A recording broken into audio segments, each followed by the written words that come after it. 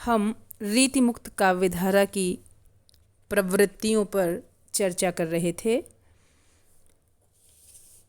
रीतिमुक्त काव्यधारा में भावना की जो प्रधानता है, स्वच्छंद संयमित प्रेम का वर्णन है और उनके प्रेम के पक्ष के बारे में हम जान आए हैं।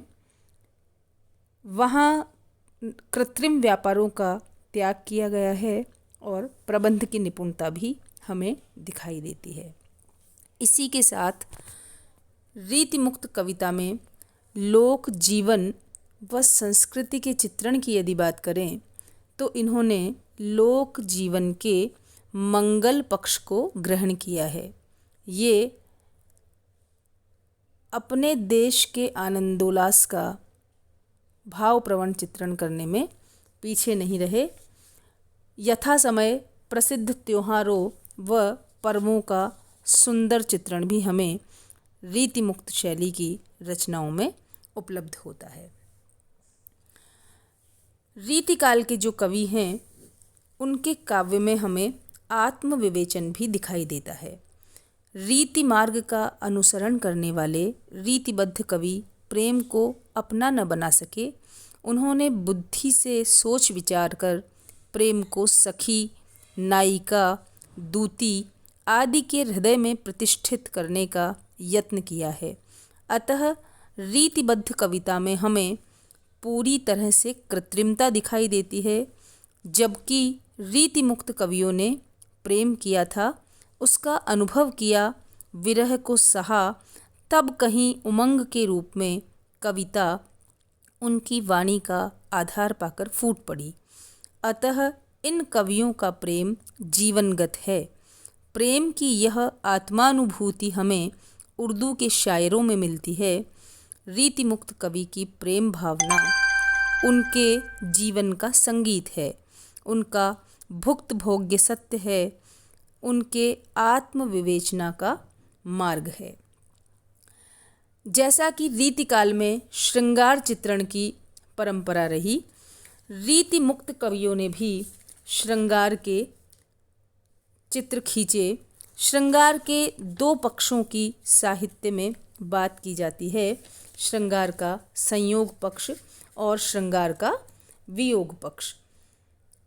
श्रृंगार के उभय पक्षों का वर्णन रीतिकाल के रीतिमुक्त कवियों ने किया है, किंतु इनकी मनोवृत्ति वियोग पक्ष में ही अधिक रमी है, क्योंकि वियोग ही प्रेम की कसौटी है।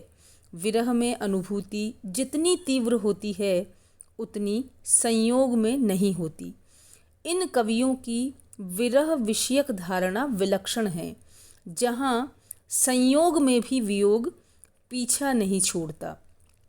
घनानंद के शब्दों में कहा जा सकता है, यह कैसो संयोग न जानी परे, जो वियोग न क्यों हूँ बिछोहत है। संयोग काल में भी बराबर वियोग की अनुभूति बनी रहती है।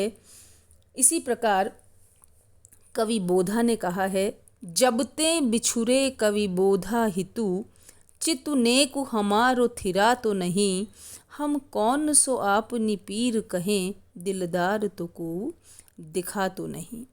इनकी प्रेम तृषा अमिट है, अतः इन्हें प्रेम की पीर का कवि कहा जाता है और उसी पीर की को वही पहचान सकता है जो स्वयं निश्चल प्रेमी हो। कवि घनानंद कहते हैं, समुझे कविता घन आनंद की, ही आखिन प्रेम की पीर तकी। विश्वनाथ प्रसाद मिश्र इस प्रेम की पीर को सूफी कवियों से प्रभावित मानते हैं। बोधा के इश्कनामा और घनानंद की इश्कलता पर यह प्रभाव कहीं कहीं दिखाई भी पड़ता है। संयोग पक्ष में भी इन कवियों ने कहीं अपरिष्कृत चित्रण नहीं किया, इसलिए कहा जा सकता है कि ये कवि प्रेम, हृदय और सौंदर्य के सच्चे पारखी थे। रीतिबद्ध कविता का जो विरह वर्णन है उसकी तरह न तो यहाँ माघ मास में लू चलती है और सखियाँ जाड़े में विरहणी नायिका को देखने के लिए गीले कपड़े पहनकर नहीं आती, बल्कि रीतिमुक्त कवियों ने इसके ठीक विपरीत श्रृंगार चित्रण को आत्मानुभूति का विषय बनाया। व्यक्तिगत जीवन की निराशा और पीड़ा में काव्य के उदात्तीकरण के परिणाम स्वरूप इनकी कविताओं में प्रभाव क्षमता और मार्मिकता अधिक है। रैन दिना घुटिबो करे प्राण, झरे अखियाँ दुखियाँ झरनासी। इनके साथ ही विरह की वेदना अनुभव गम्य अधिक है। रीति मुक्त कवियों के यहाँ हमें भक्ति भावना के भी दर्शन होते हैं। यद्यपि भक्ति भावना की दृष्टि से हम इन्हें विशुद्ध भक्त कवि तो नहीं मान सकते। आचार्य विश्वनाथ प्रसाद ने रीतिबद्ध कवियों को शुद्ध भक्त न मानकर प्रेम व उमंग के कवि माना है, जो उचित ही है।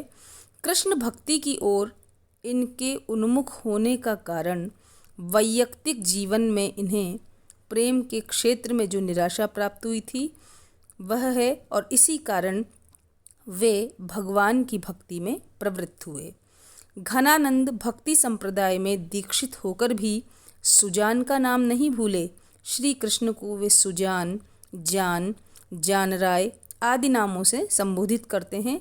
यह इस बात का स्पष्ट प्रमाण है कि उनके हृदय में टीस तो अंत तक बनी रही है। इसलिए यह कह सकते हैं कि रहीम, रसखान, आलम, बोधा, सेनापति, घनानंद आदि वस्तुतः प्रेम व उमंग के कवि हैं। इनकी रचनाओं में भक्ति की झलक होने के बावजूद भी इन्हें पूरी तरह भक्त कवि नहीं कहा जा सकता। रीतिकालीन कविता में हमें ऋतु वर्णन या प्रकृति चित्रण भी दिखाई पड़ता है। ऋतु वर्णन की जो परिपाटी है यह अत्यंत प्राचीन है। रीतिकाल के रीतिबद्ध व रीतिमुक्त दोनों ही कवियों को दो ऋतुएं बड़ी प्रिय रही हैं, पावस और वसंत। चूँकि पावस और वसंत ही प्रेम और श्रृंगार को बढ़ावा देने वाली ऋतुएं हैं, चाहे संयोग पक्ष हो या वियोग पक्ष हो, ये दोनों ही ऋतुएं प्रेमी व्यक्ति को अत्यधिक प्रभावित करती है।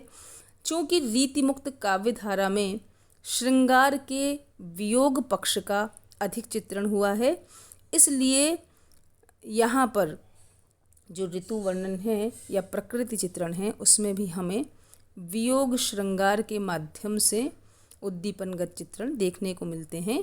घनानंद के निम्न पद में अंतःकरण की व्याकुलता व विरह की अनुभूति की तीव्रता हमें देखने को मिलती है।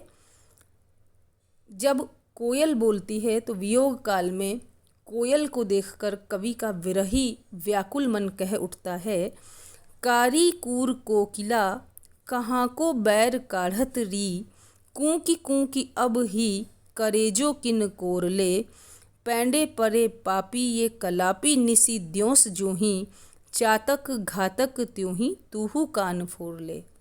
तो इस प्रकार यद्यपि प्रकृति के उन्मुक्त चित्र यहाँ कम है, लेकिन फिर भी प्रकृति का सुंदर चित्रण हमें रीति मुक्त काव्यधारा में देखने को मिलता है। रीति मुक्त काव्य की जो अन्य प्रवृत्तियाँ हैं उनके बारे में हम अग्रिम व्याख्यान में चर्चा करेंगे।